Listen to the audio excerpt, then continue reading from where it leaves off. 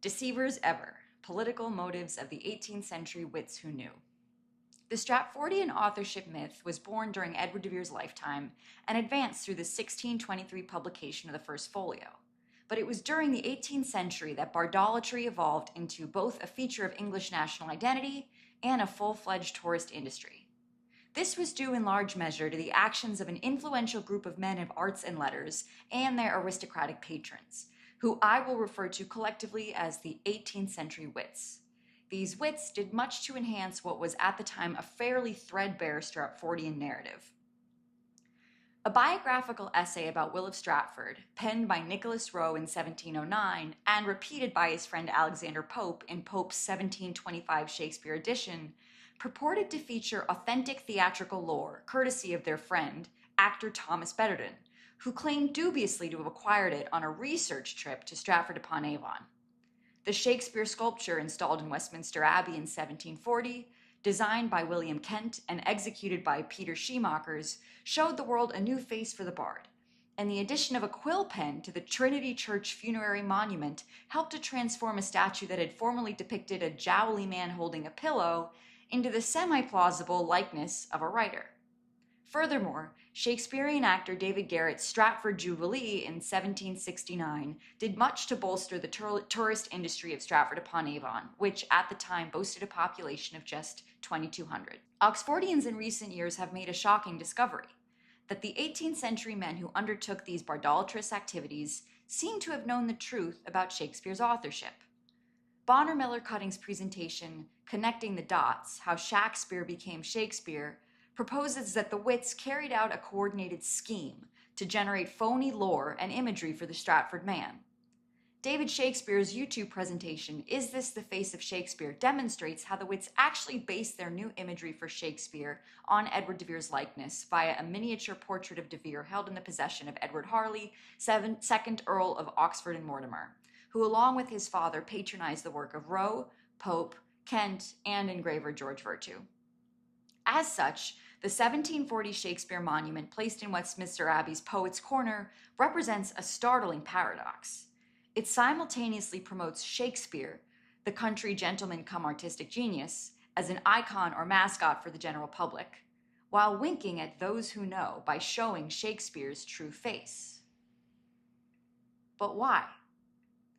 Cutting has asserted that the wits, at least one of whom had familial links to Robert Cecil, were carrying out a vengeful scheme to deprive Edward de Vere of his rightful place in history, as retaliation for his insulting portrayals of Richard III and Polonius. Alexander Waugh, on the other hand, holds that Edward de Vere was, in his lifetime, involved with a proto-Rosicrucian organization which would later blossom into the Freemasons, and that these Freemasons worked together over the course of more than a century to preserve Edward de Vere's secret in the manner of his choosing. Both Cutting and Waugh conceive of the 18th century wits as having been in direct cahoots, or at the very least in alignment with the desires of figures from the Elizabethan period, whether it's the Freemasons loyally working to protect de Vere's legacy, or descendants of Robert Cecil working to sabotage it. However, I believe that both of these opposing frames of reference fail to account for the very strong political motives that these wits had in context of their own time, and I wish to present the case for them as independent operators. Anti-Walpolism and the creation of the Westminster Abbey Shakespeare Monument. I will now focus on the Shakespeare statue that was placed in Westminster Abbey's Poets' Corner in 1740, because the circumstances around its creation are very straightforward in their illustration of my thesis.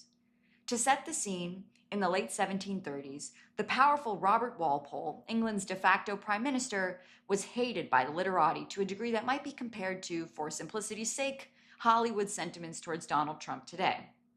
The resistance to his agenda was called the Patriot Opposition. A major culture war had overtaken England, and a key battlefront was the representation and semiotic control of England's historic cultural heroes. Prominent opposition patriot Richard Temple, 1st Viscount Cobham, sponsored the creation of the Temple of British Worthies, a pantheonic statuary celebrating and symbolically claiming for the Patriot opposition cause numerous British intellectual icons, including Newton, Locke, Shakespeare, and Milton. But in April of 1737, Walpole's government struck back. A member of Walpole's administration sponsored the installation of a brand new bust of Milton in Poets' Corner. The bust was accompanied by an obnoxiously large marble tablet giving the credit to the current administration. Before the month was out, the opposition had begun to plot their countermove.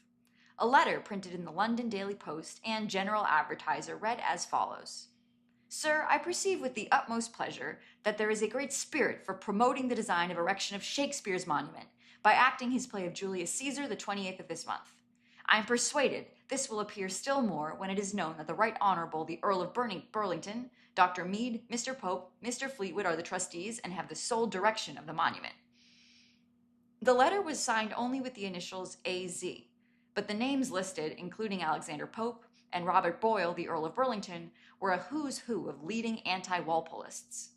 The benefit performance of Julius Caesar was planned as a fundraiser for the new Shakespeare monument, as the organizers hoped that a public-funded Shakespeare statue would be the perfect rebuttal to the government grant-funded Milton bust. An original prologue opened the play, emphasizing the significance of public funding for the statue. "While Brutus bleeds for liberty and Rome, let Britons crowd to deck his poet's tomb. To future times recorded let it stand. This head was laureled by the public hand." Unfortunately, the fundraiser fell short of the amount necessary to build the statue, and Lord Burlington had to step in to cover the shortfall. This makes it all the more notable that Alexander Pope's Latin inscription says only, "Guillermo Shakespeare, 124 years after death, this statue erected by public love." Were the Freemasons involved? Alexander Waugh has demonstrated links between several of the wits and Freemasonry, and pointed out multiple features of the 1740 statue that may have Freemasonic significance. Lord Burlington's house, a large-scale Freemasonic temple featuring gardens by William Kent, was entered through an elaborate gateway flanked by Freemasonic Hakin and Boaz pillars, and stamped with an unusual sarcophagus-like shape, reported to be associated with Freemasonic ceremonies. This sarcophagus-like shape appears again as the granite slab upon which Alexander Pope's Latin inscription is engraved in the 1740 monument. Likewise, the statue's cross-legged stance may pay homage to the burial posture of the Knights Templar, whom the Encyclopedia Masonica refers to as cross-legged Masons. In the time of the 18th century wits, elite societies like the Freemasons played a major role both in social life and politics. The Freemasons were only one of the exclusive organizations that numerous members of the wits belonged to. Others include the Royal Society, the Scribblerius Club, the Rose and Crown Club, and even the writing staff of Lord Bolingbroke's Patriot Opposition newspaper, with its intriguingly Masonic moniker, the Craftsman. I believe that these social circles overlapped, and were all contained within the larger circle of the Patriot Opposition. It's my personal opinion that while the wits who commissioned these Shakespeare statues must have been proud Freemasons, it's highly unlikely that every member of the Freemasons in England at the time knew about Edward de Vere and was in on the cover-up.